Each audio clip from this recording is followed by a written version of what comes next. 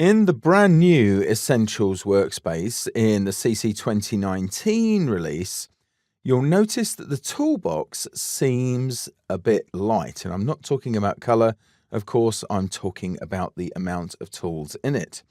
Just for a quick comparison, I'll switch out to the Essentials Classic workspace, like so. And this is what probably you are used to here, all of these things. But I would ask you, how many of those do you use at any one time, right? There's probably quite a few in there you really don't need to be using all the time. So the ability to switch, of course, is kind of nice, and you can always create your own tools panels, of course.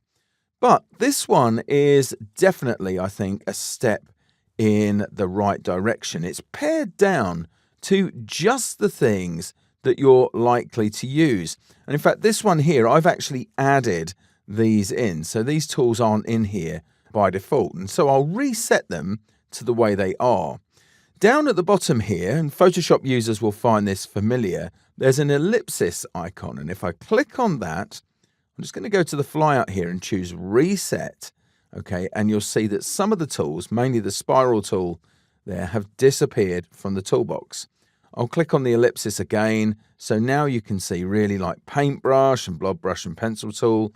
None of the smooth stuff or everything like that, because a lot of users use the Option key to do that smoothing. So type, there's just the pared down versions there and so on. Really nice and streamlined. Now, if you don't like it or there's something missing for you, then you can just hit the ellipsis just here. And all of the tools are here and present, and you can still access them even when they're not by the shortcut keys if you want to. I'll just demonstrate that briefly by coming out, and if I just do Y, you can see that the Magic Wand tool pops up at the bottom just there. So they'll still appear if you know those keys. So here we are with this, and I like the grid tools here. So I'm going to drag the rectangular grid tool in like so.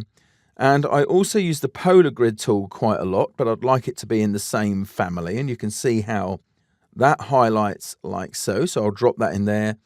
And also, just for giggles, I think I'll drop in the spiral tool there as well. And of course, if there's anything else that I might use, so I might have different tool sets, for example, when I'm working with charts and graphs.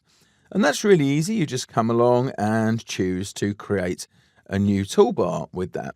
So there you are. That's the new streamlined toolbox, just in and out like so. And you can determine also all the stuff you see at the bottom here too. So it's a really nice, neat, lightweight addition.